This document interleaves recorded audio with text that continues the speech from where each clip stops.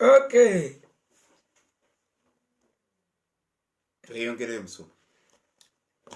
Mbadde nkyabagamba. Sitaani muzibu nnyo ku njiri. Alwana. Naye kino tuyita kimaliriza. Mbadde mbagamba. Twali mu layini. Ne batugamba obudde buweddeyo buli omu aleeta endiga ze. Ne tuleeta. Leero buli ekitabanya kyonna ekyavuddeyo. Omupentekooti talwana akolima bukolimi.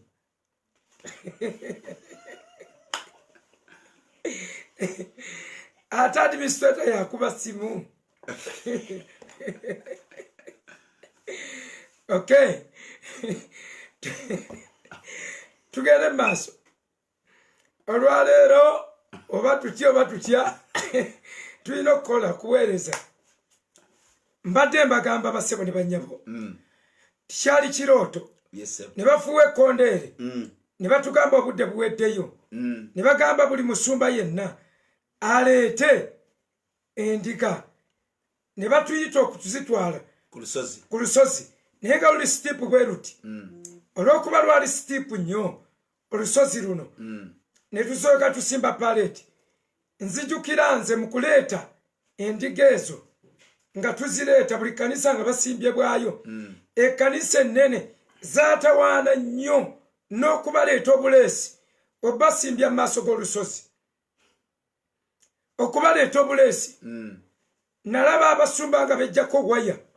Nalaba abasumba nga basamba endiga tekke nga zikubye waya. Kungufu. Nga afubutuka n'agisamba. Nalaba endiga ezitamanyi kyakola. Nalaba endiga nga tezimanyi layini. Tamanyi asabirawa. Tamanyi ani ayinamu accountability. Tamanyi. Ebyo byonna byaliwo. Naye busungu bwannumanga olwa mistreatment abasumba gye bawangamu endiga. Enkwata gye bazikwatangamu. Enkuba ze bazikubangamu. Obuligo obulala nga bwonna buli emaciated. Nga bwaguddeyo embuto. Nga bukozimbye. Obwo bwe bwabanga obuliga. Obuligo obwo nga bulumaaluma omuyonga. Nga olaba enjala. Ate naffe tuzze na kyakulya. Batugamba teri kuleeta ekintu kyonna. Naye endiga nga zijja ziruma. Nga zirumaaluma omuyonga ogw'oluyira mwe lwayise. Batugamba buli maka galeete famire yago. Buli famire eyingire mu layini y'ekyaki. Nze najja ntoba ne mukyala wange. Mujjukira yenna mugamba ebibye. Era abimanyi. Sigenda bibagamba mmwe. Naye kino kyekyaliwo. Bwe namala omuyingiza mu layini. Namuyingiza mu ya UCC. Kati abaweereza ffenna twali tusimbye wamu. Naffe ng'ensimba gye tusimbye yeewuunyisa. Kubanga omusumba omukulu yali asimbye ali maaso amuddirira n'amuddirira n'amuddirira. Abasumba ffenna nga tuli wamu. Nga ne tufuddeeyo biki ebiri emabega. Ng'ekiri mu bantu tetukimanyi nnyo. Naye nga layini nze ntunulayo nga ndaba eteredde. Nga tuli confident. Nga abantu bali confident, bali stable. Layini ng'eringa eri stable. Kati nga mabega nga kwe mulimu engeri y'akazigi kakatonotono. Akakaavu. Layini egira n'ekolamu akabuto. Naye kyenzijukira nti abakristaayo tebatutawaanya.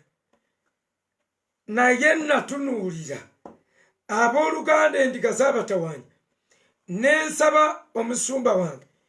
Ne mugamba lwaki tonzikiriza ne ngenda ne nyambako mu kutereeza layini z'amakanisa amalala. Nze ndaba tebamanyi kyakola. Balina layini abamu mpanvu nnyo. Abalala nga abantu bangi babasukkako obungi naye nga tebamanyi kyabakolera. Naye sumba nangamba genda kasitoba nga togenda kuva mu layini. kasitoba ng'ojjukira layini yo ne ŋŋenda ne ntandika okunnyonnyola abasumba ng'abamu mujjayo mu maaso ng'abasinga tebalina ng'ali yekka nga kweganga kiringa okalya dda kadda dda ng'era ssente bwe musirya mwekka nga zanyuma malya ng'abantu tewali amuyambako kati ng'abamu bagamba oyina endiga nnyingi naye abaweereza baliwa naga simanyi na kumanya nga n'abaweereza tebamanyi tibaweereza kaakati nentandika omuyamba ne muganga bw'oli obwomu vaayo yimirira wakati endiga zifeesinge ziyimirire mu makiikakiika nga osobola okulaba eri neeno nibuga ekyo kyangu naye nekikulema okuyiiya n'agamba wamma n'abasivudde mu layini koze ye pasita omuntu w'ekkanisa nene yenkanidde wano n'avaayo n'ayimirira nagaye mbalaba bulungi kati n'atandika okukola ng'abalaga tereera mwenyigemu awo ng'abagira abalaga layini essanyu ne lijja eyo n'engimala neŋŋenda ku ndala bannaye kankole nga nkola n'omutima gwange gwonna ndi mu kutereeza layini naye bwe nazimala akavuyo nga layini zimaze okuterera akavuyo ne kadda mu kulinnya olusozi okulinnya olusozi ng'olusozi luli sitiipu endiga tezirina maanyi galinnya ng'abantu tebalina maanyi temuli mmere mu lubuto aba endiga kyezakola kyenakola nenziwa amagezi abatalina maanyi lusozi otyo ono ali emabega akusindike otambuleyo sitepu n'oli asindika ono atambuleyo sitepu titukole netiwaaka tujja kutuuka kati nenyambako layini ezo okulinnya olusozi eyasembangayo nenfuba nensindika n'alinnya infact nga nzijamu n'ab'amaanyi nembateeka emabega ne bongera ne bayamba nga yajja kwerinnyisa nenkikola ngenda okudda ku layini eyange nga baalinnye edda nga zino layini zonna ziweddewo nensigala bw'omu wansi ew'olusozi naye ng'essanyu lya nnyina nakaabanga bwe neebaza mukama nkwebaza kubanga bonna balinnye nze ne bwe nfiira wano kiŋwanidde okufiira wano naye kasita nkoze kasita nyambye abalala nkwebaza kasita nyambye abalala okulinnya kansigalirewo kati neebazanga nkaaba olw'okusigala naye nga munda mpuliramu essanyu olw'okuba I have done nkoledde abantu olw'okuba nyambye abalala okulinnya kati olw'okuba nayamba abalala mba nkyali stranded kuba nagezaako bayithawo okulinnya olusozi bwe nali ngezaako dulinnya nabanga atuuka wakati nga luseerera waliwo yankolera ettima n'aluyiwako amazzi olusozi nga bwe ndukwateko nzikirira bwenti mpaka wansi ne ganzigwa ne ŋŋamba kati kyonna mukama oba kumbonereza oba kuntwala mu geyeena nkwebazizza ndi musanyufu kubanga bonna balinnye nsanyuse abantu bange bonna balinnye n'abamikwano gyange bonna balinnye nekyaki ez'endala zirinnye bwe namala omugamba bwe ntyo nti nsanyuse nentandika okukaaba nga neebaza kyava mpita naŋŋamba olusozi luno tebalulinnyako naye kwata akakumbi gwe wekka tebalutemako naye gwe tukukkiriza okulutemako luseerera wootema oba olinnya nampeereza akakumbi nentema nenninnya paka we natuuka waggulu nentuuka nga waliyo layini bbiri zokka layini emu nga nyimpi nnyo obumpi bw'eggamba ng'eyinza okuba eriko abantu nga 14 bokka ng'endala mpanvu omuntu asembayo abula kumalayo ate lusozi kwagala kugwayo wansi naye nga waliwo kakapu katono. Malayika buli yafuwanga ekkondeere ng'agamba bw'oba omanyi nga tewayonoona beera mweno layini ennyimpi, bw'oba omanyi nga wayonoona va mu layini ennyimpi genda mu eri empanvu. Kaakati bwe yayogeranga ekyo ti nga wayonoona neempuliranga eyayonoona neva mu layini ennyimpi nengenda mu mpanvu. Musumba wange yabanga atambula ekkondeere ne lisirira mu mpanvu, bwe n'akomawo mu nnyimpi. Malayika buli yafuwanga ekkondeere nga wabaawo okutaataagana mu layini eno ennyimpi, nga ffenna twagala okgenda mu mpanvu, kubanga eddoboozi lye lyabanga liwulikikako ekibonerezo ekigamba singa tukwatira mu layini ennyimpi ng'ate okimanyi wayonoona kanakujjuutuka. Kati kyekyatutawanya nze obudde bwakyanzunga bw'ogenda bodda bwe ngenda bwe natuukanga eri mu mpanvu n'embalamu neŋŋaana yenze nga neesubya abaana bawala n'odda mu nnyimpi neŋŋaana nenenyanga ebibine nenenyezaamu nebyaba neyibba nenzirayo mu nnyimpi. Bwe yalanganga neŋŋamba alo bwakiri bakugjayo bujja ne bagaa gwedde eno tewayonoona, nenzirayo. Obudde bwakyanzunga Musumba yanjukiza ekintu kino nanjukiza nkyogereko. Buno bwe tuliko buweereza era gwe teebereza teriyo coaching yonna yaŋŋamba giyite last chance. Si lukiiko lwe lwatuula omwemutukuvu yannuŋŋamya ogiyita last chance, to give a chance to speak the last words eri aboonoona nga beekwese, era nga Katonda ankakasa nti does not compromise. Omusumba wayinza okuba wa kitiibwa nnyo bwe twogera ku bino. Katonda amuyamba addukeyo buddusi, Katonda amuyamba atereeze butereeza, naye ebyokulowooza nti nze ye musumba wange neba naayogera, it is no sense, tebikola makulu. Bayibuli egamba mu Bekolinso basebo ne banyabo tugenda kwogera bufumbo. Naye sooka owulire bino mu Bekolinso ekisooka essula ey'omukaaga. Bakolinso ekisooka essula ya mukaaga. Soma Musumba. Oyagadde lulinyi lwakumeka? Okuva ku lunyiriro lw'omusanvu mpaka ku lw'12. Awo tusooke tutandike okusunsulira obufumbo. Lwaki abantu balowooza? Lwaki gufuuse omugano ogw'ogoba abakazi? Lwaki abanene balemeddwa abakazi? Tujja genda twogere ne ku mpeta, weeri teriiwo, twogere ku birayiro, twogere ku bintu bingi. Eky'obufumbo tukimale once and for all, nga buli alyagala addeyo. It is going to be a compendium of understanding about marriage. Musumba soma.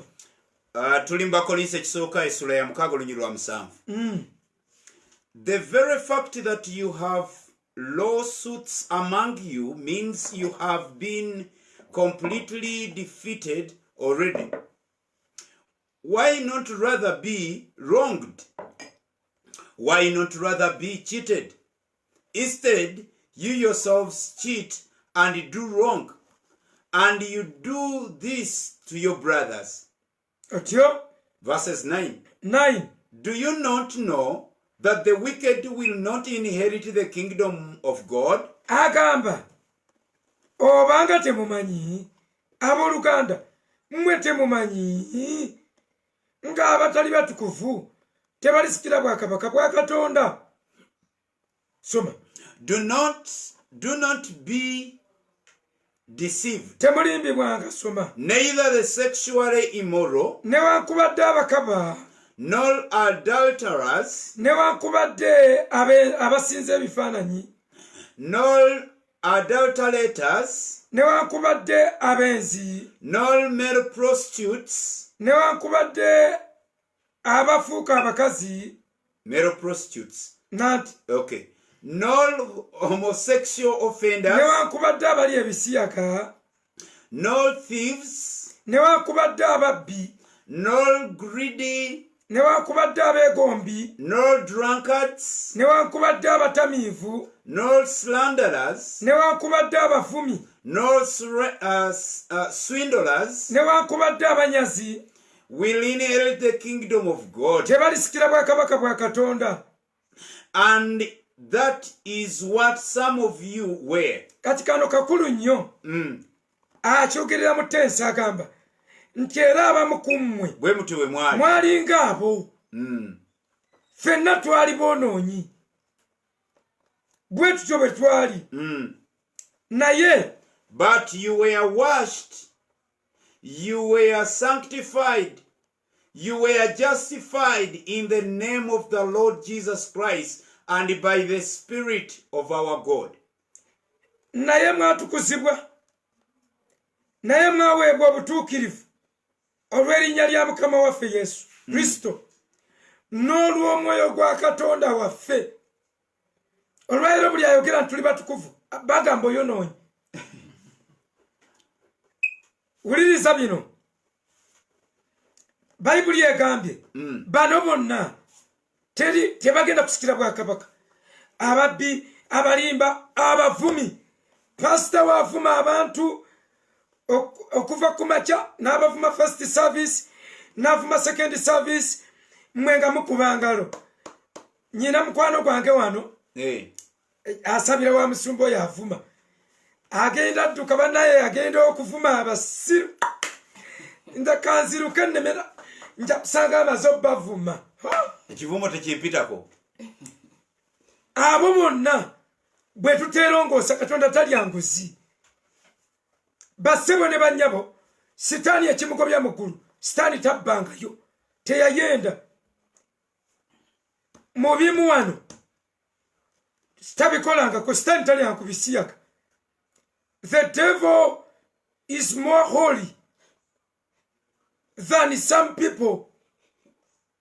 But sitaani abareverandi eri abasumba abamu.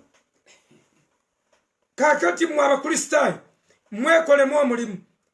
Osaana osalewo leero layini ki gy'ogenda okusimba. Bw'onoosimba mu layini enfu owedde. Bassebo ne bannyabo olunyiriri olukulu ennyo nga tulumba obufumbo olutiisa lwe luno. Omuntu aleme olwokuna. Omuntu bw'alema okufuga amaka ge afuga atya ennyumba ya Katonda. Mu Timoseewo ekisooka 3:4. Yesebo. Olutuuseko. Nalutuuseko. Lwenjagala tujjeyo tutambule. He must manage his own family well. Omusumba oyo oba bishop oba mudinkoni must manage his own family well. Ekigambo gwe wawulira Bayibuli ng'etaddeko his own nga tonna managinga z'abalala. Mukyala wange azze mu counseling omwemolerako nga tonneemolera ku bakazi b'abanno. Sooka mukazi wo omutereeze. You must manage your own family well before you qualify to manage other people's wives or families. And see that his children obey him with the proper respect. Nga tonnagamba nti oyayanira abaana b'oku church. Omanyi when we are in people, we pretend. Nga tuli mbantu tweyisaako. You find a baby, you find a woman with a baby. Nosanga omukyala ng'akuteeka baby. And you take away the baby. Ka baby n'okamuggyako. You carry the baby and you start playing with the baby. N'okabuusabuusaawo. Pretending to be more lovely. Ng'okugamba olaga engeri gy'okwatiddwako nnyo olwaka baby. Because you discovered the mystery. Kubanga wazuula ekyama. That the highway to the heart of the parent. Nti omutima ekkubo erikutwala mu mutima gw'omusasi. Is through children. Oyita mu mwana. mwana through their children, oyita mu mwana we most especially women. n'okusingira ddala abamaama bakwatibwako nnyo You want to win the heart of a woman? oyagala kuwangula omutima gw'omukyala Love her child. yagala omwana we. So all pastors discovered that, abasumba ekyo ne bakiyiga ne and they bakizuula started pretending. ne batandika okukola kye They batali give more time to the children of earth, the Christians. ne bawa obudde bungi abaana They b'abakristaayo give more time to Sunday school ne bawa obudde bungi Sunday school than they give to their family. okusinga obudde bwe bawa famire zaabwe. Yet it is not a qualification. God cannot disqualify you for having failed to manage. He can disqualify you if you fail to manage your children. nti katonda tasobola kugoba oba kusiimuula mu baweereza be senga olemereddwa okumanejinga Sunday school oba okumanejinga abaana ba church, naye ng'ate asobola okugoba olw'okulemererwa okumanejinga abaana bo. So compose yourself and dig your heels in, come down and come back to your senses. Abaluganda tukomewo, buli muntu okomewo, tuddeyo tweddemu. Bayibuli eyogera ekigambo ekyo nti omusaawe mulenzi oli bwe yeddamu. Come back to your senses. Katweddemu. Mukazi wange bw'akulemu kansolinga n'atereera, Katonda tayinza kugoba ku buweereza nti walemereddwa okukansolinga mukamukuye. Owuwo, it is a disqualification. Owuwo bw'akulema akugobya. One, abaana bakugambye bwe boonooneka, you are not supposed to minister. Buli ayina abaana abayonooneka ng'okyaweereza ovuga mitto oba ovuga nkalu, ovuga mmotoka nkalu, temuli basaabaze. What do you have to do? It is not too late. Call your children. Ebbanga likyaliwo, oyita abaana bo, sit together with them, tuula wamu nabo, make family gatherings, mutuulenga famire, cry to them, obeegayirire obakaabirire, tugambe bwe tutyo. Whether it necessitates kneeling before them, mbegayiridde, wegayirire abaana bo, wegayirire mukyala wo, babuulire how important they are and how dangerous they are concerning your ministry. Abaana bannyonnyole nti obutagonda bwabwe obuzibu bwe bakuleetera buba bunene nnyo, bukugobya ku ddimu ssemalimu eri obuweereza. I used to tell my wife all the time. Nagambanga mukyala wange. I could give her reports. Nga ne muleetera alipoota. I could tell her. Nga mutera mugamba. Today I have not been so successful. Nemugamba leero tebintambulidde bulungi. I preached. Weewaawo mbuulidde. But the heavens were all closed. Naye mpulidde obwengula nga si buggule. And I have not been blessed at all. Era siwulira nga aweereddwa omukisa. She could always ask why. Nga mbuuza lwaki owulira bw'otyo. You are the problem. Ne mugamba munne gwe kizibu.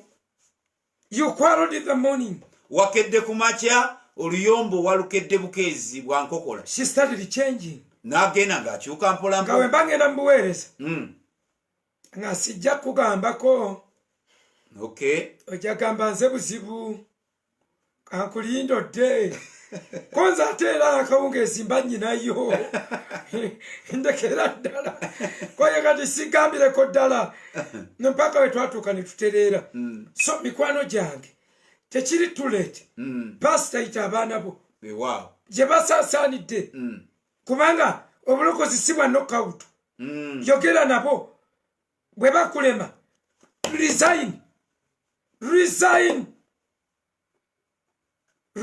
or else you are going to become a designer in the church where you are just putting on special expensive suits, styles of walking, that elegant kind of presentation. If you don't resign, you are going to become a designer of the church. Nti bw'otasalawo kwewummuza ogenda fuuka ekimuli kya yeekaalu. Bayibuli tesobola kukyusa standard zaayo.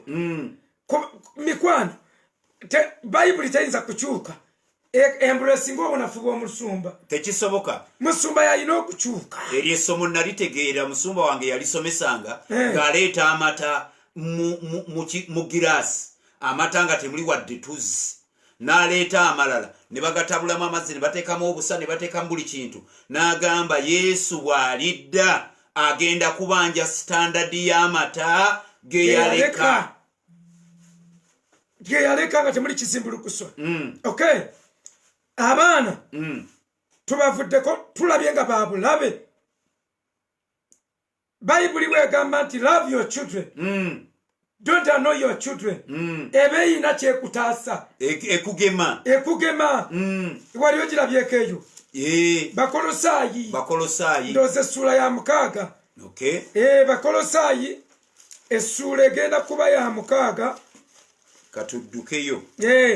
Buli omwana bamuwa obuvunaanyizibwa bwe. Newankubadde nga Bakolosaayi taweza 6. Taweza 6. Bakolosaayi nani jindako nizeeko si towandiika lindako okuwandiika. Okay. So musumanga bw'okyaleeta olw'abaana abasajja olw'abaana kampira mbawo olw'abakyala nti n'abakazi bennyini bwe tutabakwata bulungi nabo babulabe eri obuweereza bwe tukola. Osomye Befeso 6. Befeso essula y'omukaaga. Okay. Soko otuwa olwo Befeso batulaga obulabe. Ndoza tutandikire kulusooka. Kale abaana abato muwulire nga bazadde bammwe. Children, obey your parents in the Lord. Mu Mukama waffe kubanga kino kye kirungi. For this is right. Osanga mu kitabo n'ennyoko. Honor your father and your mother. Eryo ly'etteeka ery'olubereberye. Which is the first commandment. Olyoke obeerenga bulungi. Such that your life will be well. Era and owangaalenga ennaku nnyingi ku nsi. That you may have many good days on the earth. Kakati ne balaga roolo ey'abaana. They have shown us the role of the children. Roolo yaabwe si mpanvu. Okay. Just to respect. Kugonda. Ne bababuulira of respect. Bagonda ne bawulira bazadde baabwe. Otyo kibaweebwa. Ennaku zijja kuba nnyingi. Bongera ku nnaku zaabwe ez'obulamu. Ekyokubiri you may enjoy long life and onto the earth. Banaabanga bulungi. Yes. Kuwangaala na kuba bulungi. Some of you complain that mwine bibagoberera. You disrespected your parents. Nga temusiza bazadde kitiibwa. Mbwanywe emmindi olw'okuba walokoka n'ojerega. Olw'okuba mulekawo. Okay. N'ojerega walokoka sidde eyo nze mizimu kijja kunkwata ebibalondoola. Je mwe mwerondoola. Kakati nadda ku baana. Number 4. Namwe verse 4. Fathers, temusunguwazanga abaana bammwe. Do not exasperate your children. Naye mubalerenga mukukangavulanga ne mukubuuliriranga kwa Mukama waffe. Instead bring them up in the training and instruction of our Lord. Here, God never revealed the repercussions of not doing so. Wano Katonda teyatubikulira kyama kya kyekikubaako senga oba tokoze bw'oti eri abaana. He remained silent. Wano yasirikawo. But in Timothy, naye mu Timoseewo, he revealed it. N'akibikula. That they can stop you from ministry. Nti bayinza okukuziyiza okuva mu buweereza. That is how dangerous having children is. Okubeera n'abaana bwekityo bwe kirimu esayidi eyo ey'akatyabaga. Whereas all pastors are complacent, they meet and discuss about how astray their children have gone. Ng'abasumba bonna bayisinkanamu ne bagamba banne omwana ntabuseeko omwana. And take it, they regard it to be a design. Era ne bakirabanga era abaana they have nothing to do. Even there is another big man in America. Nti waliwo n'omusajja omunene nnyo mu Amerika naye bw'atyo. His children went astray. Abaana bamwononekako. Even so. Ne gundi bw'atyo. Then they enjoy that cold state of lack of responsibility, their irresponsibility, they apply it to everybody, thinking that all children, but the devil is Zukuraji's experience. But the devil has acted in a Zukuraji way. You are going to Nti Sitani abakozenga kano ke yakola Daudi Daudi bwe yali agenze okutabaala mu lutalo agenda okuddanga ekibuga kya Zukutaagi bakikwekwese bwe bakwasa bakikwekwese ne batwala abakazi n'abaana kati nabo bagamba nti omanyi munnaye olutabaalo lwe tubaddeko olw'obuweereza bwe nagenda okubulira enjiri egindi sitaani nankola ke yakola Daudi ezikulaagi kati munnaye yembeera gye tulimu mwe tutambulira naye owange bwe batyo newo bwe batyo nti munnaye newange ogamba abaana bakyanyegekako guno omulembe. At this time, you are going to handle it differently, knowing that you are going to be forced to retire by the church members. Because we are going to saturate all this message, all of this understanding, until the sheep will start knocking you out of the door. Mukiseera kino abasumba ensonga eno ke kaseera mugiteekeko amaaso mugitunulire nga mugyetegereza kubanga obubaka entambula yaabo etambula ewagala abakulisitaayo kugamba buli musumba atalina control atalina management ku baana be ng'abakulisitaayo be bakyuka be bagamba musumba tuviire sooka oddeeka otereeze amaka bw'ona olemerawo bo bajja kukozesa amayembe gaabwe nga bwe balindiga banakwetomerera. And we know why you have failed to handle the children. Era tusobola okulowooza lwaki abaana balemye. You pretend to be in a class in which you are not. Mwetwala okuba muli mu kiraasi gye mutaliimu. Sometimes you treat them like whites. Ebiseeremu abaana bamwe mubakwatanga bazungu. Because you teach them how to speak English. Olwokuba mubayigiriza engeri y'okwogera oluzungu. And you think they are westernized. Olwo nno abaana ne mugamba nti bayingiddemu Olumerika. African style of bringing up kids is not that one. Enkola ey'ekiddugavu bannaye buli gwanga buli semazinga ku nsi kuno alina obuwangwa bw'ekalica ye. Omwana omuddugavu enkuza gye bamukuza si gye bakuza omwana omuzungu. God is aware of those boundaries. Era Katonda boundaries ezo seng'enga amumanyi gy'ayita. Nasula ew'omusumba omu. Omwana najja n'aŋŋamba Bayibuli yo ngenda gisuula. Ngenda gisuula. Konze nedda. Enkuba yali etonnya. N'agizuukuumya mu nkuba. Nawulira ate nnyina okwesesa so that I can be good, you know. Bapi say, oh, my Bible, you see what you have done. Boogera Luzungu. Ate Katonda yakubye mmwe. Boogera Luzungu. Bible yagisudde. I can also come for your pen. Nengenda nali njagala nga nagituuma Katuuso. Nakiramba. Erimu buli kanyiririwe kali. Oh, Bishop Sefuma yanjigiriza obutasuula bade. Ayina eyiyeyo neyonna muziina. Nenkikwata. Omwana yagisuula mu nkuba. Nga njagala Bayibuli yange. Bannange nesesa nenenvaawo mangu. Nengenda mu kisenge kyange. Nensaba Katonda nga mpulira ennaku. Mpulira okwemulugunya. Mpulira okwejjusa. Omwana y'omu. Nali gunda. Gye wali okyadde? Naye woogera oluzungu bwe lutyo.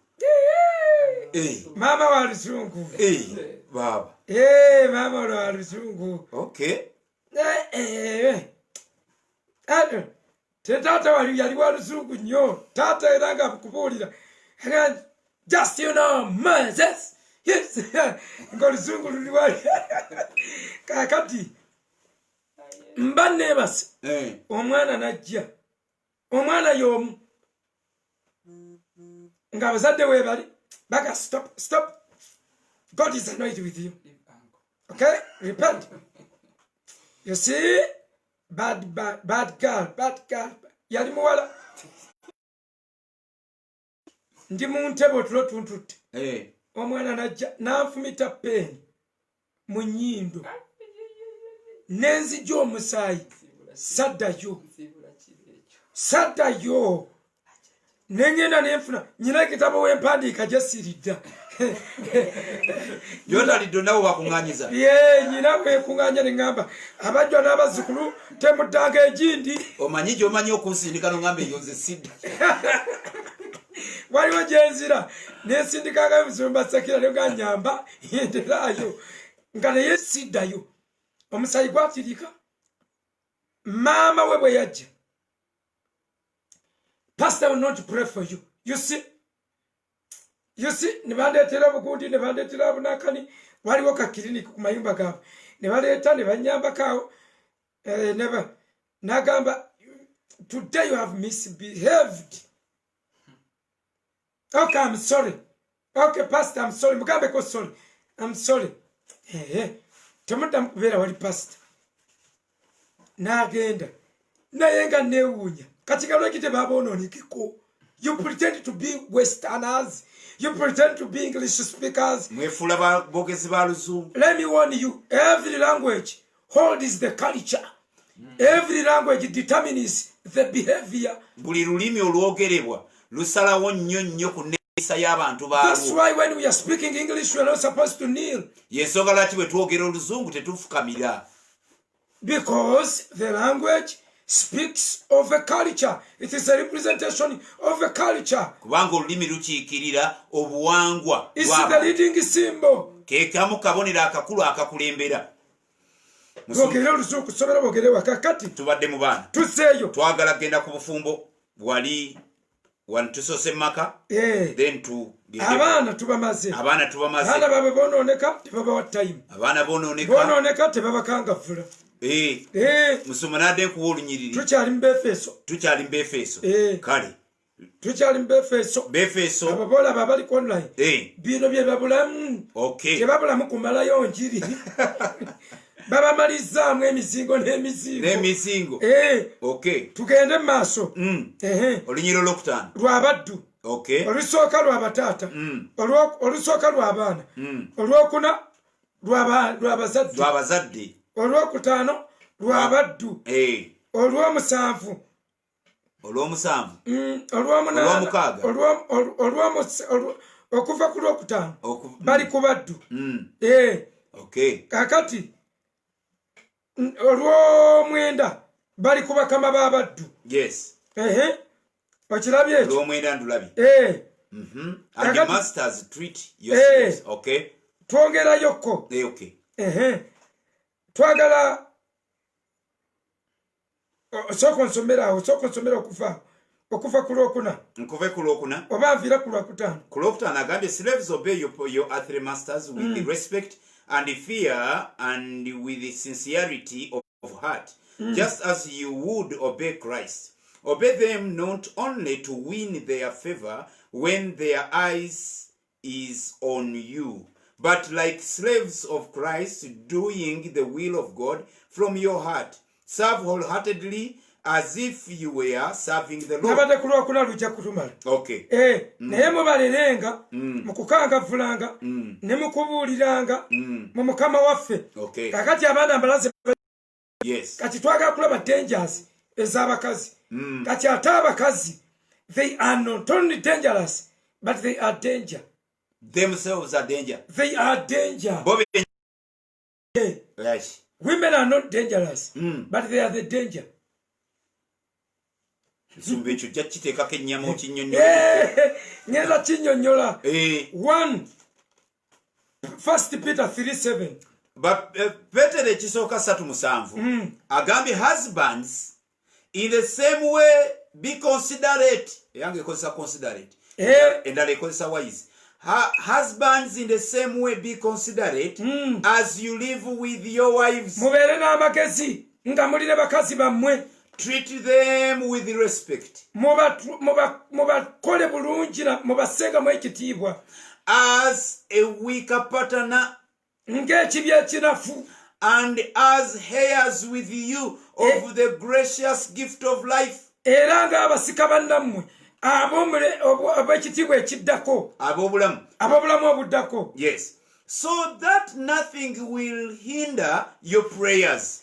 Kakati abakazi hindrances zaabwe.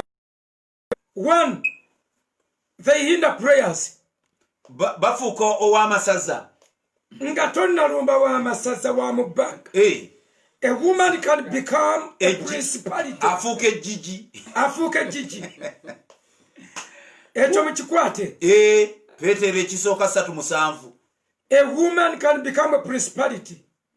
basingo bange muwulirize bannaye we mubaayo we muba kwemuli ku mukutu. Bayibuli egambye mubeere nabo n'amagezi. Egamba abasajja. Okay. Why? They can turn into principalities. They can lose all the principles. Ne bafuuka principalities. Ekyokubiri. Yes, sir. Ng'ogyeko ekyo. Bakulemesa okuweereza. Ate munnaye. Ze quality eri gye tulogedde.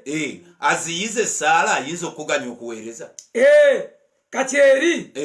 Mu 1 Timothy. Togendayo. Sijjagenda. Twagyogedde. Yes, sir. Verse what? Olunyiriri lwabadde lwa 11. Lwakunoba. Genda wati. Kati olumbagi. Awo bogendawo. Mbagendawo. Abaana be babadde mu lwokuna. Kakati olw'ekumi tubabuulira omukazi kyayinza okufuuka. Yes, sir. If you are not intelligent, if you are not wise, man, this is what a woman can become. Everything that is so sweet, bwe kyonooneka, when it gets fermented, it becomes very strong. Nobeera ng'oli drunkard. Omubisi bw'oguterekawo ennaku gufuuka mwenge.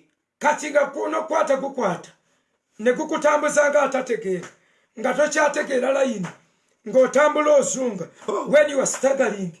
Kati women are juice, women are sweet flavors, women are good. Biki yogera obugambo bw'oluzungu. Obugambo bw'oluzungu buleke tubagambe buno obwa Bayibuli. Bukubuseke tugende musumba bulese. Kubanga kati tumulowooze nga senga talina bino oba senga asangibwa na bino nga ye mukyala w'omuweereza. Number 1. Nga is a malicious talker. Is a malicious talker. Wamuleka n'abeera malicious. Asala ebigambo. Wa busungu. Nga yejjako waya ebitaliiyo. Yejjako waya nakwata ettaayi ku kituuti. Nkugambye beekulako gwaya. Soma. Nga teyesigwa. Nga si mwesigwa. Nagamba owajuze yatwala sente z'ekkanisa. Otyo. N'agenda yeetwalako out. Yazitwala. Waliwo n'omulala. Baasondera gw'atayagala. Ne bamusondera sente z'embaga. N'atambula n'agenda. Omulala oli yamukuba embaga. Agaba ku mazzi. Ne bava ku lunaku nga tumbaza okusiibula abagenyi bagende mwana emmundu. Bwe bayingira mwana emmundu neyegalira mu kasenge. Naganze sigenda okutuusa ng'ozimbye emunyonyo. Musumba. Sebo. Njagala luli ng'abakazi baabwe politiza aba bishop. Anti zino. Ezo za. Okay. Batugambye husband of one wife. Otyo. Temperate, self-controlled, respectable, hospitable, able to teach, not given to drunkards, not violent, but gentle, not quarrelsome, not lover of money. He must manage his own family.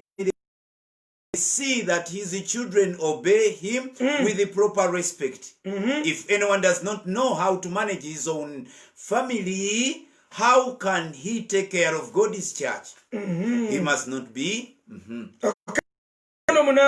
Tano munana watugamba provide for his relatives and for his immediate family. He has denied the faith and is worse than a non-believer. Kakati duli lwabadde afuga obulungi ennyumba ye. Yes. Agonza. Abaana be. Yes. Mu kitiibwa. Kati okugonza omusumba alina okuba nga agonzesa omukazi. Kakati tugambye twakalaba bimeka ebyo omukazi danger zize. Tulabye asobola okubeera malicious. Okay, dangers. Asobola okufuuka ejjiji aziyiza. Asobola okufuuka ekiziyiza mu kusaba. Remember, no prayer, no ministry. Awatali saala tewali buweereza. Kakati abasumba abaleke wakanga bakyakala ne balumba prayer mountain. Ne beekalika mu bisiibo. Yeero ne balabanga basiiwuse. Naye ng'ewaka teri mirembe. Lekera awo tofuna alusazi za bwereere. nkubuulira togendanga mu bintu by'obwa Katonda kakube kutwala kibiweebwayo kayibe bimu bya 10 nga togoberedde nnono principles. Why? Bible yagamba ekiweebwayo kyo, I'm not interested, leave it there, go back and settle. Genda otereze ensonga ne muganda wo. Kati oli bagambye muganda we naye ate mukyala wo bamanyi teweetaaga na kugamba. Kati oba opretendinga ki? Obudde bwa pretense buweddeko. Musumba. Twakawa 2. Tuwadde 2. Ndeeta ekyokusatu. Leeta ssebo. Mubuulizi 7. Mubuulizi Ecclesiastes. Essula ey'omusanvu. Layini ndooza ajja kuba ya 24. Mubuulizi 7. Kiki kyafuuka singa ogayalirira omukazi? Bw'ogayalirira abaana tosobola kuba muweereza. Bw'ogayalirira omukazi tosobola kusaba, tosobola kuba muweereza. Ate wulira ebikudda. Ate yafuuka muzibu nnyo n'okusinga bw'okirowooza. Otandikidde ku 24. Ontumye ku 24. Mubuulizi essula ya 7 lunyirwa 24 lugamba, whatever wisdom may be, it is far off and most profound. Who can discover it? Genda ku 27 aho tulabe. 27 agambye look.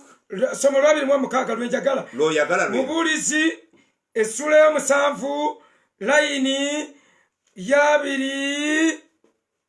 26. I find more bitter than death a woman who is a snare, whose heart is a trap, and whose hands are chains. The man who pleases God will escape her, but the sinner she will ensnare. Kati soma KJV. Byonna kibirungi. Onanasigala KJV? Oba anafuuka NIV naye. Oyo KJV. Okay. Mubuulizi essula ya 7 layini ya 26. Tukubuulira omukazi bw'omugayalirira aba alagawa, aba agenda kufuuka ki? Tubabuulira kye kifuuka. Omukazi mubisi juice omulungi, ekintu kyonna ekiwoomerera bwe kyonooneka kifuuka ekiri bitter. Walagi gwe mulaba bw'omukolezaako bw'oti genda oteeka olugalo mu walagi banaamusangawo abalokole olukoleze gwe banaaba mu ngalo. Covid gy'abakomeza oyitayo watono bonna basanga bawunya omwenge baagunaabye. Teekamu olugalo bw'oti koleza ku ttaala lujja kukwata omuliro. Naye ogwo gwali mubisi. Soma Musumba. Death, the woman whose heart is a snare and nets, whose hands are fetters, he who pleases God shall escape from her, but the sinner shall be trapped by her. Uliriza oyo Luganda. Era nalaba ekigambo ekisinga okufa okubalagala. Yes, sir. Ye mukazi. Omutima gwe gusobola okufuuka ekyambika. Ekyo kimu. N'ebitimba sineya nafuuka ekituula. N'emikono gye gisobola okufuuka enjegere. Chains. Sineya chains waliwo kyayise fetus. Bw'akulema okufuga oli mu katyabaga kanene kubanga tagenda kubeera bubeezi nga bagamba oyo free woman oyo tebamufuga. Another step ahead. She goes on to become a principality. She goes on to become an antichrist. Aziza okumuweereza Yesu. Aziza. She goes on afuuka ow'amasaza to become tugise tutyeyo engundi eyo gye basiteekamu envumba. Kale sineya ekyambika.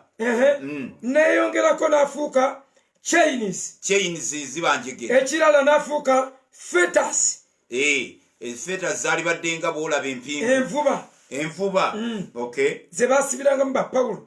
Osonsekamu emikono ne bagattawo, nawo ne bagattawo nga lubaawo, n'amagulu ne bagagatta. Asobola okusiba noba nga tokyasobola obulamu bw'abasajja buli mu bakazi singa mumanyawo okuteeka emphasis wandibadde ku mukyala na ku mwana kati nno kino abakazi tekibeekulumbazisa nogaba ababuulidde negendereza sobola okufuukira ekikomo gwe naawe tolowooza nti ate oba olokose ekyo kiba suicide. Tampering with a woman is suicidal. Olunyiri luli mu ngero tujja tunoonya lugamba omuntu atawaanya ennyumba ye tye taliraba mukisa era aliba yeetadde mu kyambika oba tawaanya abo oba osisisa olugendo lwo oba osisisa buli kintu. Kakati abakazi wekuba balaga nti bafuuse ebyo gwe omusajja bakugambye the wise omugezi si bwalwogedde agambye ati omugezi anaamwewalanga omugezi asobola okubyewala. A wise man can escape all that evil. How? Bwolaba tabitegedde you withdraw. Withdraw. But withdraw manyabwe nsiboka. Withdraw matters. Kima mazzi sirikawo gwe kiveeko kigyeko omutima bwaba tekitegedde tukite enkyebo omukwatiriza nga mukakkamu musanyu lye ng'oddamu ng'omunya ate sina bazibu gwe nkyamuwe gonja lyangude konjayokya okikomyewo songa yange eri tewantegedde naye you are right. Abaakale nagakale kale kibeere bwe kityo naye basajja be baliko obuzibu. Now tweyongeddeyo musumba abasajja abagoba bakazi baabwe babagobera ki? mbu basoma bayibuli. God, you cannot take God by surprise. Omunyumiza obunafu bw'abakazi nga ye yakwesoose nagamba nti bo kibya kinafu kugamba nga tonnamutwala kyasooka okugamba. You read Bibles. Ti owange gwe singo tye nga tonnamuwalabanya mutwala oyo gw'otwala bagambiddewo kibya kinafu. Kati muba munyumya biki? Mukyala wange gwolaba mukyala wange. Shut up. Bible yakulabulirawo and he went ahead to marry. Bible yegamba etya musumba 1 Corinthians 7:1. Bakoli eno last chance abasumba sijja bakwatanga baana bato mumanye ebintu ne mugaana. Bakolinse sura y'omusanvu olunyiri olusooka n'olwokubiri agambye for the matters you wrote about bamuwandikira Pawulo. It is good for a man not to marry. It is good for a man not to marry. But since there is so much immorality, naye olw'obwenzi each man should have his own wife, buli omu awaseeyo omu, and each woman her own husband. Na buli mukazi afumbirweyokko lwa bwenzi. Naye omuntu teyandiwasizza lwaki abalina managerial skills muli batono okusobola okufuga. Osobola okusoma obwa dokita nekikwanguyira okusinga okufuga omukazi. Nkambabuulire teri atalina magezi asobola maka. Tosobola maka nga tolina magezi. Eri Petero kyavudde atugambye handle them with wisdom. Petero agambye handle them with understanding. Mubeere knowledgeable. Be knowledgeable when you are with them. Mubuulizi n'akubuulirirawo nti bw'oba tolina magezi, they are going to, a woman can turn into a chain, a woman can turn into fetters, a woman can turn into a snare. Ebintu bisatu kati ne baba abalina bitaano tobazanyise bye bitaano bagiyita knockout. Nga bye bitaano bye bibaŋŋuumi n'ova mu buweereza. Kakati olunyiri luno mwali mululaba nti towasa. Pawulo n'ensonga n'agiwa mu lunyiri lwa 2:8. Lwaki abagaana okuwasa? Lwaki abagamba nti mwalibeeredde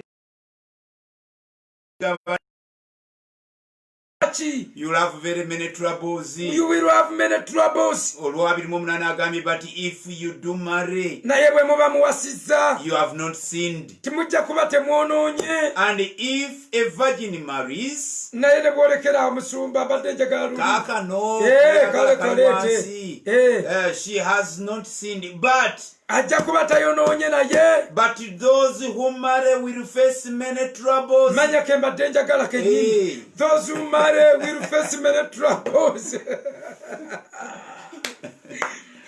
kati katonda gw'omunyumize mukama kyempitamu ne mukazi wange I am cool. You are not cool, you are fool. Bible yegambye abanaabanga n'abakazi balina okuba n'amagezi. Balina okuba n'amagezi. Nze sinze mbyogedde. I am making emphasis on this. Why? It is the last chance. Sijja biddamu bibagamba. Temugambikako ababagamba muyina kuba bakirasi yammwe. Ate nze siina gamotoka ganene. Nze siina lubuto. Ate siina mu kanisa nnene sikolanga chachi juzi bakugamba mbu ojja kunoonya gy'onaabuulira tebajja kuddamu waliwo yaŋŋamba noonya gy'onoobuulira taata otukubye n'okamala noonya gy'onoobuulira who told you wano ndi mu kanisa yo kakati wammalamayo banaye last chance njogera bulala eno last chance okay ate biba kutaga tunula mwoyo omwana train bwebejja ng'ali mu luguudo lwa train bamugamba vaayo laba train yiyo train omanyawo mumanyi Yuda yagamba nti abamu bakukwakulanga ng'ekisiki ky'omuliro Tito yagamba Tito yagamba mubakwakule mubabuggulirenga n'obukambwe musobole okubataasa mununule emyoyo gyammwe nze mwe basajja mmwe zino ennyiriri muzisoma oyingirira ddala mu kintu nga bakikubuulidde ng'oli weeraweeya Pawulo n'agamba nze sijja era n'agamba I spare you this, I would spare you this. Don't marry. Why? Because you will have many troubles. Why? Women compete with God in dividing man.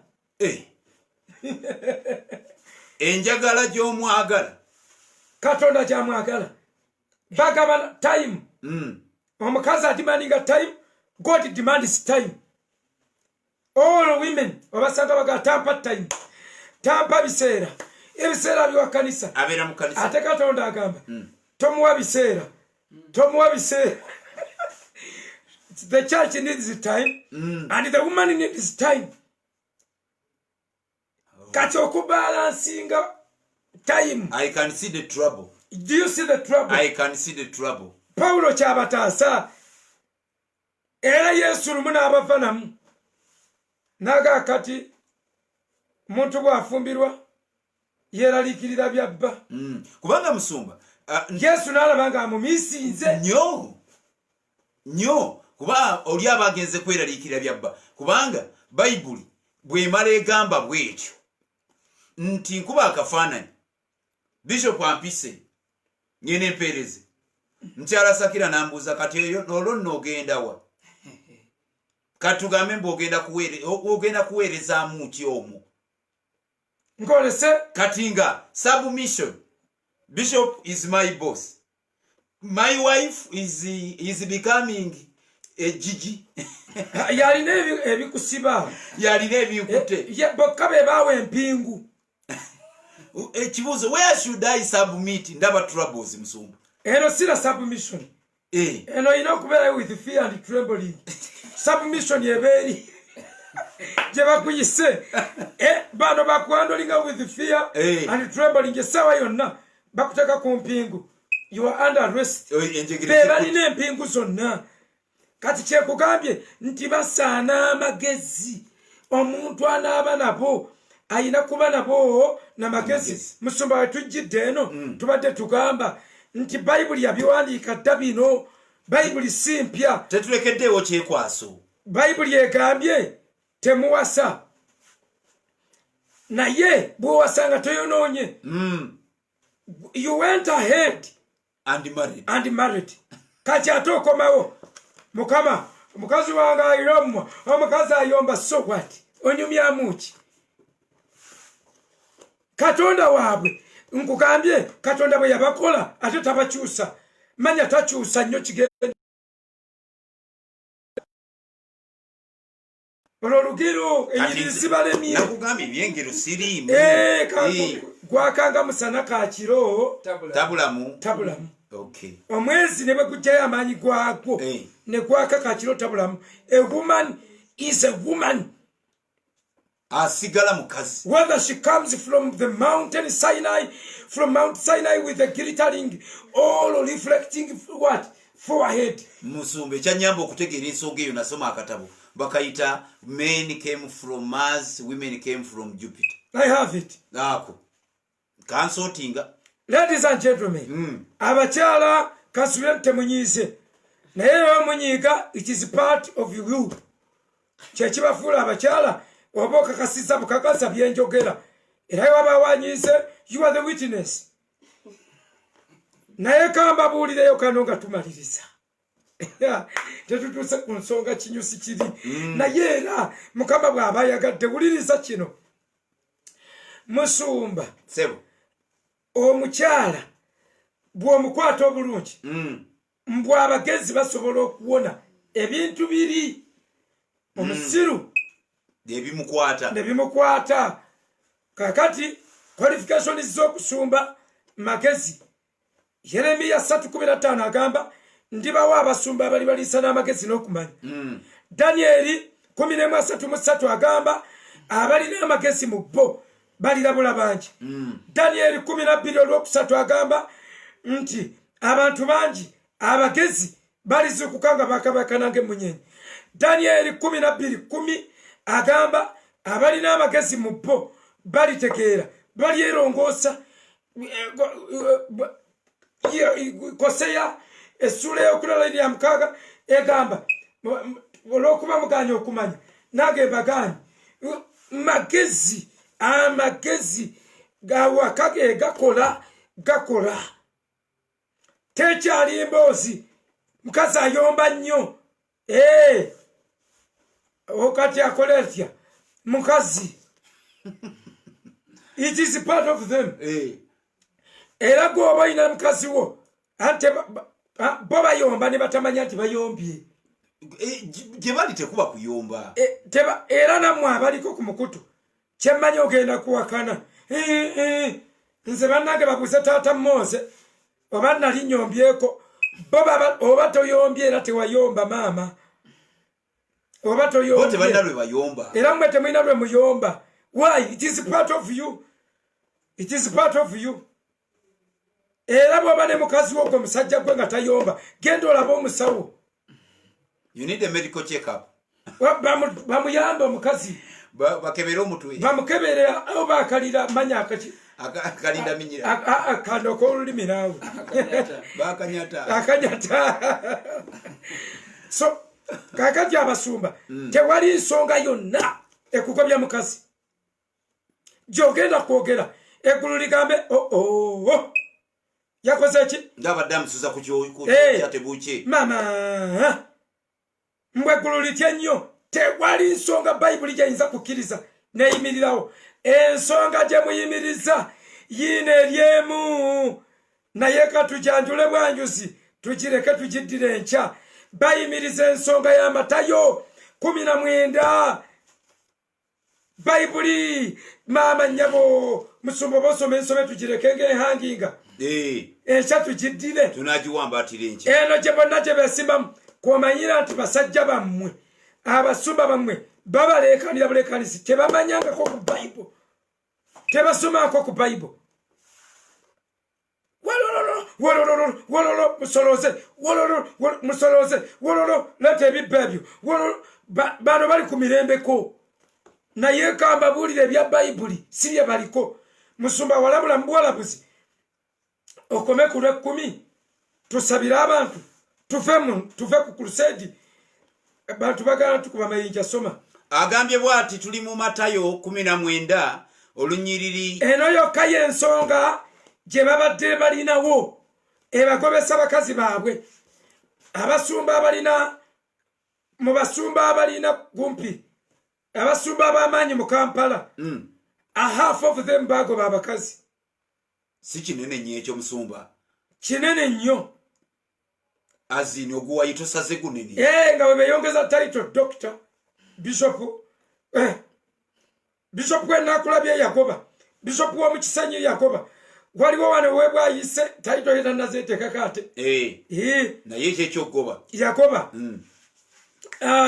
waliwo entebe yagoba waliwo owekajansi yagoba waliwo enatete yagoba tulina lisiti y'abasumba nkaaga mu banene abakagoba bakazi baabwe ne bawasa abalala nkubuulira bwe tumaliza kye bayise last chance n'osigalayo katonda nze antumye kulabula eggulumane yani mye mbw ate yeyayonoona nze nsigadde ntudde genda otule mu muzikiti katonda tulabe bw'anaakuwa omukisa kubanga eyo ogenze mu banene sikubuuziza by'abayimbi abo it is their daily lives that is their daily life abayimbi abo bo tebetaka twasooka kugobayo bano be babawa ekirala be babawa bano be babawa ebyokuyimba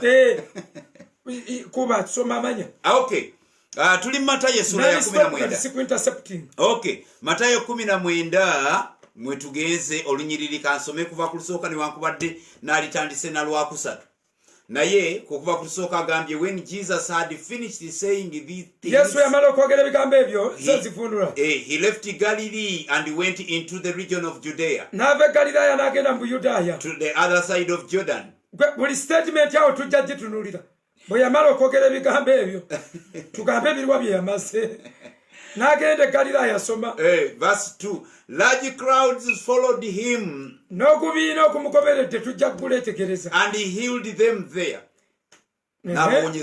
n'abawonyeza eyo some Pharisees came to him to test him abafalisaayo ne bajja one okumukema to test him they asked ne babuuza is it lawful for a man to divorce his wife for any and every reason tekimenya mateeka oba kimenya mateeka omusajja ogoba mukazi we kikkirizibwa omusajja ogoba mukazi we olwa buli nsonga oba okumulanga ensonga yonna awo leero luno we mutategeere bufumbo amazima gennyini bulijjo mbabuulira enjiri nze naye ekintu kye nasinga okutegeera mu nsi mu bulokole ne mu kubyogenda mu ggulu nasitegeera ekintu kye bayita obufumbo it is mysterious as a church kyekimu ku byama ebyama okay Matayo tugenze mu lunyiri lwa 4 soma tuli mu kusula ya 19 agambye Yesu ayanukula ekibuuzo kye babuuziza haven't you read kati awo Yesu yayogera bali bagambye tekimenya omuntu akkirizibwa okugoba mukazi we okumulanga ensonga yonna omuntu akkirizibwa okugoba mukazi we omulanga buli kintu in other words waliwo ebigobesa bye tumanyi Yesu ajja abasenawo agambye haven't you read akoko kanja kookera haven't you read he replied that at the beginning the Creator made them male and female tikulibebere katonda yakola musajja na mukazi and he said for this reason a man will leave his father and mother and be joined with his wife era ku lw'ensonga eno omusajja kyanaavagereka kitaawe ne nnyina najja n'ayetaba ne mukazi we ako nno abantu tebakamanyanga okujjako eyawulira eya Friday okay and the two will become one flesh babiri ne babeera omuntu omu ani ajja the husband comes kati ate guno omulembe ogwaffe ani ajja the wife leaves the father and the mother tujja katereeza okay verse 6 so they are no longer two but one tebakyali babiri but bafuuse omu Yesu yayogera. Therefore, what God has joined together, Katonda kye yagatta awamu, let not man separate. Teyagamba nti omusajja takyawula, naye yagamba let not. Nja kunnyonnyola kye bayita let. Ye yatandika ensinga etondebwa. Let there be light. Kubulire sitaani bwe yabayingira. Tugende. Mu statement zino, Yesu alinga yeewuunya gamba abaafuuka omu onobaawula otya. Sibutemu. Soma. Why then? Lwaki? They asked, did Moses command that a man give his wife a certificate of divorce and send her away? Weewuunya Abafalisaayo balina kye baategeera. Ekkanisa nga kijiremu. Omanyi lwaki bamubuuza ekyo? Balabye nga agaanidde ddala totale. Ebyensonga yonna abyezeewo. Byonna abijjeewo. Tewali nsonga eyimiridde. Agaanyi. Abafalisaayo ne bategeera. Atuzizzaayo mu lubereberye. Gwe w'omwoyo. Ng'omutwe ne kuganda. Alese blueprint yaakyo. Yesu n'agamba nti. Mu lunyiriri lwa 8 lugambye, Jesus replied, Moses, njagala nakugattako nti not God. Moses permitted you to divorce your wives Musa yabawa olukisa okuba bakazi bammwe because your hearts were hard. Mitima gyammwe gyali mikakanyafu. But it was not this way from the beginning. Naye mu lubereberye tekyali bwe kityo. Busubuliza tukwata ntubuulira soma busomi. Verse 9. I tell you that anyone who divorces his wife, except for marital unfaithfulness, abakungu mwe bakwatidde emizindalo. Haleluya. Ebintu ebyowensi tugenda banyonyolako. Except for marital unfaithfulness. Tujja kasoma mu nnimi zonna. Tulaba abaali bagamba bwenzi. And marries another woman commits adultery. Bw'awasa omulala aba ayenze. Era tujja kuteekawo ebibuuzo. Yesu ayagala abasajja be baba benda abakazi beagaana okwenda. Kubanga etteeka liri one sided. Tujja tipima. Tujja pima. The disciples said to him, if this is the situation between a husband and a wife, it is better not to marry. Kisingako obutawasa nga balaba omusajja akalubizza ebintu kyaki kwetunula wano era banga yabigonza lwaki they don't want to understand. Ladies and gentlemen, buno bye biseera ffe okweddamu, bye biseera tuve mu pretense, kye kiseera twekube mu mutima, tuleme kuteganira bwereere. Kino kye kiseera bye biro, bino ebiro bye tulimu si bye by'okutwala ebintu, si byakulya nsi, naye kwetereeza, muyimba ku ggulu, mwogera ku nkomerero etuuse, naye nga tewali kweteekateeka. Waliyo obugomba obuvuga kwaya zibuyimba, naye nga tewali kweteekateeka. Ekizibu kyekiriwa, okyasobola okukimanyi mukazi wo, okyasobola okwetereeza, kisobokera ddala ekyo, okyasobola okuyita famire yo, okyasobola okwetondera mukazi wo, n'ogamba mami, my wife, mwaba bayita mami, n'omugamba mami, I'm sorry, nze saagala confusing abaana bange muyita mami, nga bajja muyita jjajja, nga bamanyi yazaala kitaabu. Naye mwetereeze, tunyumirwe. Saagala kugamba nti mukuyanoonya preeminence. I'm telling you, Mukama ampadde ekisa, nyina mikwano gyange, nyina bafaanizi. Ekyo Katonda sinze mbeegayirira. Kati siri kinoonya omanyike, abantu bamanyi so njagala kubagamba bino byonna tubibabuulira lwa bulumi amaka gabalemye mbalaba mukuba kulusedi owenakulabye tava mu kulusedi neyagoba n'awasa owekindi tava mu conference yayambadde kutiya bambi abaweereza owekindi eno abeera ayatika buli ddakiika naye okuteganira obwereere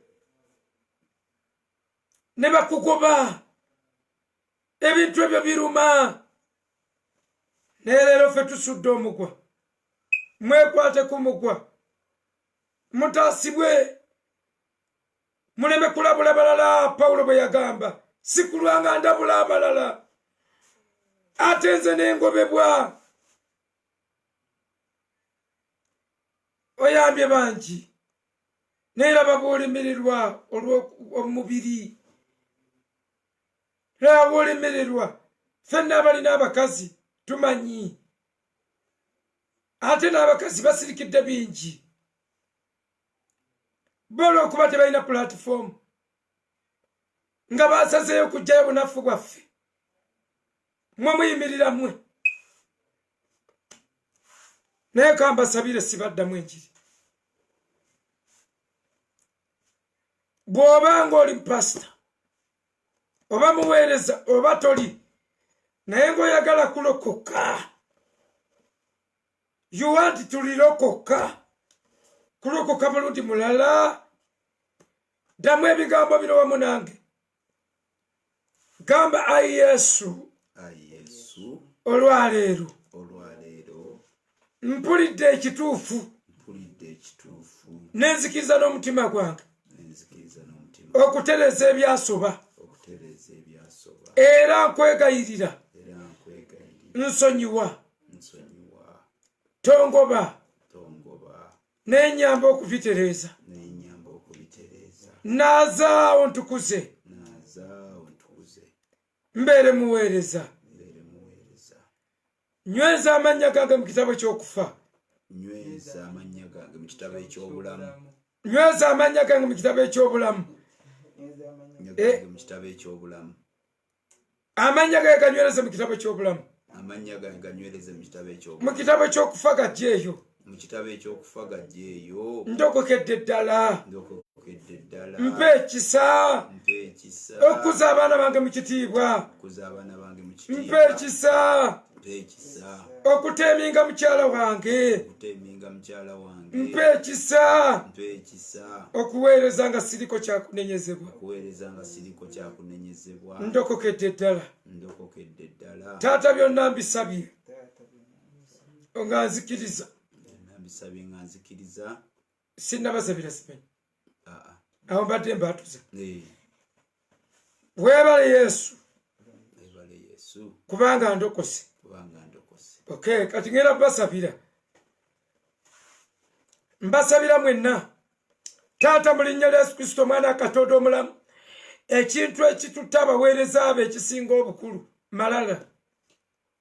malala kakyabuuza huizi mukuye Gerard mwiva ky'okubuuza what is he talking malala gegamubonyabonya bayogera oluzungu nawuliranga omuzungu malala gamusumbuwa mukutulako amalala agajjudde. Who are you not to learn from Mukuye if the word has passed through Mukuye? Mukama bayambe nyina gwe manyidde ddala nga ne bw'oba oyina ky'omugamba gakyamagezi akushaninga. Why? He knows you are young. He knows is the boss. Tayina kyawuliriza nga Mukuye yakyogera. Naye nga atoba n'ebintu atoba ne family. Mukama musabira mujjeemu amalala agekwese okutima okuli eyo munda bimujjeemu Mukama asobole okwetereza.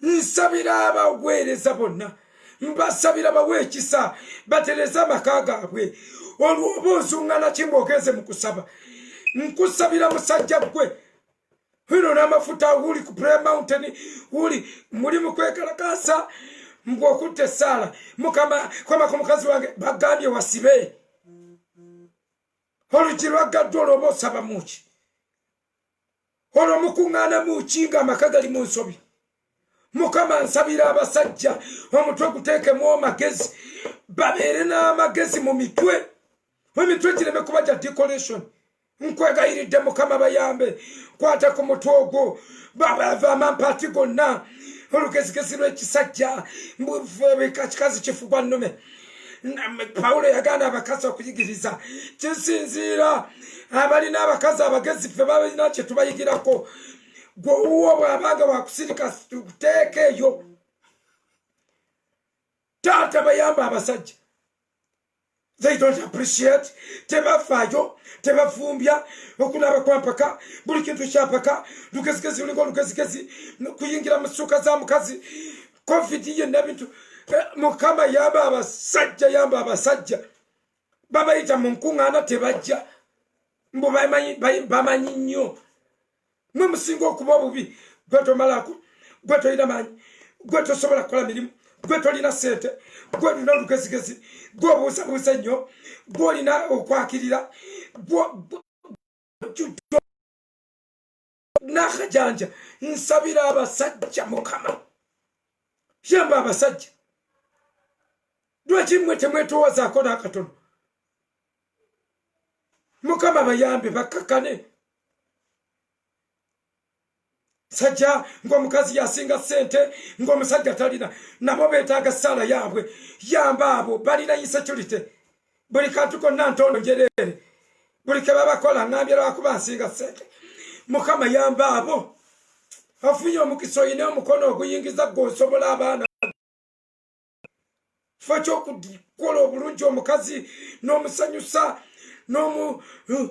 n'olabanga gulira empala ate okola olugezigezi jini zijja kuyulikako mugiyite fashion mukama nsabira abasajja buli mukazi alina sente omusajja adduka maka buli mukazi alina sente omusajja adduka maka taata ngenza okunoonyereza nga badduka lwa inferiority mukama ziwe wange taata nkema ntesitinga taata owe mukazi wange sente nyingi nnyo mukama watugana n'okulayira olaba abanadduka wadde okuvaawo my god nyinza omutikkula kizijjakoki omutikkula ensawo ansinziza sente kati olwo omusajja kiri nakyo salvation is not natural, it is supernatural.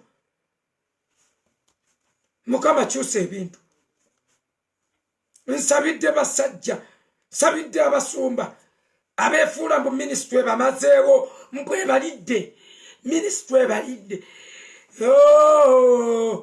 stop pretending, concentrate your family ng'ekuli etya wafiirawa gwe weetikirako Yesu omusalaba gwe wabajja entaana mwe bamuziika gwe wasikira lugabireze gwe wamuguza emisumaali gwe waguza emisumaali abaali bagitunda gwe wabbayo omusalaba gwe wali ku bakazi bali abagenda bakaabe abangi nga bagenda bamukaabira gwe wagabana ekyambalo kye gwe wagenda gwe baatuma okusumulula endogoyi gwe wayalirira ensansa gwe waggulawo geeti gwe wajjawo ekiyinja ng'azuukira mbumazeewo buweereza bundidde bundi tebukulyangako gwe obulidde obwavuwazizza bonna sente zonna zonna olina ensene empitirivu nnyo obuweereza obusinga obugaga mbasabidde mukama bakonsentratinga ku kiyinza obbagobesa bye bakonsentratinzeku tebisobola bagobesa mu buweereza bayambe ne bakabasumba mbasabira tuleme okubawaana naye ayogere mbu ye mawaya mukama abamu ate bo balwadde ebyaddala tuleme kebera siriimu yekka tubakeberenga n'emitwe nkwegayidde mukama tukebere bingi tufune ba psychiatrists baba abamu emitwe gyafa mukyala wa Musumba Kalulu mutwe si mulamu buli we bamunyiza n'asabira mu kibuunya mu bakatuliki bwe bamunyiza n'atula n'abaana be mu mmotoka mukama oyo omutwe si mulamu muwonyi wa mutwe wonya mukyala Kalulu omutwe era ngoba dayimoni mu mutwe gw'omukazi oyo n'omutwalira emmere n'agiyiwa ng'olaba buli ssaawa ngenda kwetta buli ssaawa mukama bawe ekisa bawe ekisa obakyuse sabira mukyala Sakira afuuke omukazi omulungi manya ayongere kubeera mukazi mulungi ne Musumba Sakira omwongera amagezi nange nesabira mpa amagezi mukama pa amagezi divine omulala mukazi mugezigezi nyongeramu amagezi yazalibwa Makerere n'akulira Makerere ng'asabira Makerere azaliddwa Makerere kitaawe yafiira Makerere ewaabwe Makerere batugattira Makerere ajasabira nze nenzalibwa Kiboga nenkulira Kiboga nebonabulira Kiboga nenfira nzinumira Kiboga kati mpa amagezi bannakampala wakubala bubazi mu katabo abakazi pazo yennyini mukama mpa amagezi mpa amagezi abasajja bawa amagezi abatannawasa mukama baleme kulengera sexi yekka bamanye nti biwanvuko okusinga awo byonna taata mbisabye okuyita mu linnya Yesu Kristo mukama waffe amen. God bless you. Enkya tuli ku Matayo 19 bonna mwe bawasiriza akenkya nabuno bubasindikire bobasindikire bayombera omulugu ojaba yayononese yafuuse bakisa manje kyafuuse ekivumu naye enkya wetuli Musumba oyina kyogamba nedda ebisigadde tujja bigamba enkya question is God bless you amen.